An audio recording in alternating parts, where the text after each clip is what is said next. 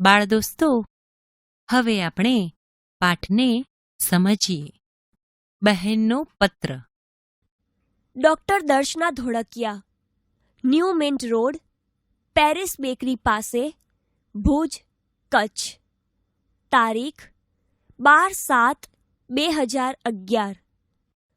પ્રિય સૌમિત્રી, મોટી બહેનનું ખૂબ વહાલ. થોડા સમય પહેલાં જ પૂરા થયેલા લાંબા વેકેશનની યાદ હજુ પણ તને સતાવતી હશે ખરું ને? વળી આવનારા દિવાળી વેકેશનમાં થનારા કાલ્પનિક પ્રવાસના સ્વપ્ના તારી રાત્રિને મીઠી બનાવતા હશે. હા, જો એ સંદર્ભમાં જ મને સૂઝ્યું કે આવનારા દિવાળી વેકેશનમાં તું તારી મોસાળની ભૂમિ કચ્છના પ્રવાસે આવીને તેની સંસ્કૃતિનો પરિચય મેળવે તો કેવું?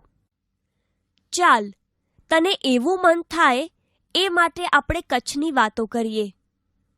તને થશે કે એવું તે શું છે કચ્છની ભૂમિમાં? અત્યાર સુધી તો એ રણના પ્રદેશ તરીકે ઓળખાતો પ્રદેશ હતો. હજુ હમણાં સુધી બહારથી આવતા લોકો માટે કચ્છ એક અજાણ્યો, સજારૂપ લાગે તેવો પ્રદેશ હતો. પણ ખરેખર જે લોકો કચ્છમાં રહ્યા, કચ્છને માણ્યો, એમને સત્ય સમજાયું. એ સૌ કચ્છ પ્રદેશના પ્રેમમાં પડી ગયા ને આવા પ્રદેશની ભૂમિને તું પણ ઓળખે, જાણે, એના માટે કરીને તને આ પત્ર લખવા બેસી ગઈ. ભાઈ સૌમિત્રી, કેવો છે આપણો આ પ્રદેશ?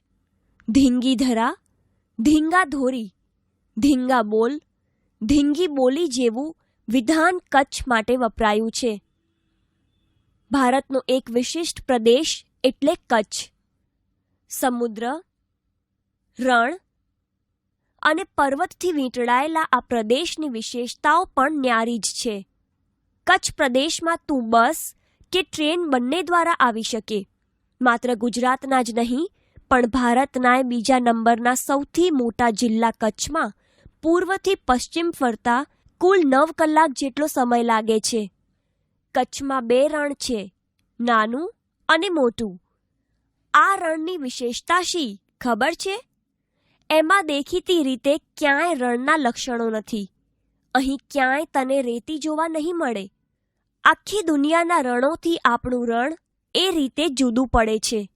અહીં વર્ષમાં 8 મહિના દરિયાનું પાણી હોય છે ને 4 મહિના આ રણ સુકાયેલું હોય છે. કચ્છમાં પ્રવેશ કરવા માટે સૂરજબારીનો પુલ તૈયાર કરવામાં આવ્યો છે. વર્ષો પહેલા કચ્છ ચારે તરફ પાણીથી ઘેરાયેલો બેટ હતો. તેનો આકાર કાચબા જેવો લાગતો હોવાથી તેનું કચ્છ નામ પડ્યું એવી માન્યતા છે. ભૂસ્તરીય હલનચલનથી કચ્છની ધરતી સમુદ્ર તટ પરથી ઉપર આવતી ગઈ અને ઉત્તરનો ભાગ પાણી વગરના રેતીના સપાટ રણમાં પરિવર્તિત થયો.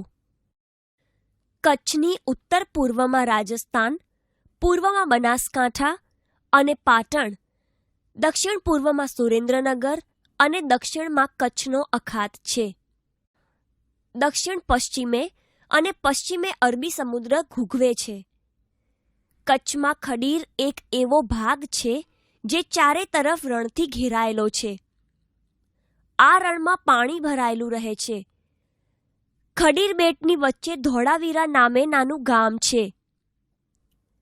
ઈસવીસન 1970-71માં ધોળાવીરામાં કેટલાક પુરાતત્વીય પુરાવા મળ્યા ને ખોદકામ કરતા જમીનમાંથી સમગ્ર નગર રચનાની વિશાળતા જોવા મળી, જે હડપ્પીય સંસ્કૃતિની યાદ અપાવે તેવી છે. કચ્છના છેવાડે આવેલું ભારતનું પુરાણ પ્રસિદ્ધ 68 તીર્થધામમાં ગણાતું નારાયણ સરોવર આવેલું છે, જેની ચારે તરફ સમુદ્ર અને વચ્ચે પાણીનું સરોવર છે. ત્યાંથી 2 કિલોમીટરના અંતરે કોટેશ્વરનો દરિયો ગાજે છે. કચ્છમાં આવું જ બીજું પ્રાકૃતિક સ્થળ ધીણોધરનું ડુંગર છે, જ્યાં ધોરમનાથે તપશ્ચર્યા કરેલી. તો ઉત્તરે રણના કિનારે કાળો ડુંગર બિરાજમાન છે, જ્યાં ગુરુ દત્તાત્રેયના પગલાં છે. તો કચ્છની રાજધાની ભુજ શહેર તો વસેલું જ છે ભુજિયા ડુંગર પર, જ્યાં ભુજંગ નાગનું મંદિર છે. આમ રણ, દરિયો ને ડુંગરની વચાળે વસેલા કચ્છ પ્રદેશને ભદ્રેશ્વર, સુથરી કોઠારા જેવા સ્થાપત્યના ઉત્તમ નમૂના દર્શાવતા જૈન મંદિરો, રવેચી માતાનું રમણીય સ્થાનક, હાજીપીર જેવી રણમાં વસેલી દરગાહ જેવા અનેક સ્થળો વીંટળાયા છે. કંડલા કચ્છનું મુંબઈ પછીનું બંદર તો ગાંધીધામ કચ્છનું આધુનિક ગણાતું નગર. રણમાં રહીને લોકોની આજીવન સેવા કરનાર દાદા મેકરણ જેવા સંત કવિથી કચ્છનું સાહિત્ય ઓળખાયું છે, જેમાં પછીથી ઘણા સાહિત્યકારોએ ભરતી આણી છે. તો વહાલા સૌમિત્રી, આ છે આપણા પ્રદેશની સુગંધ. તું એ સુગંધ લેવા જલ્દી જલ્દી આવીશ ને? રાહ જોઉં છું. મોટી બહેનનું વહાલ.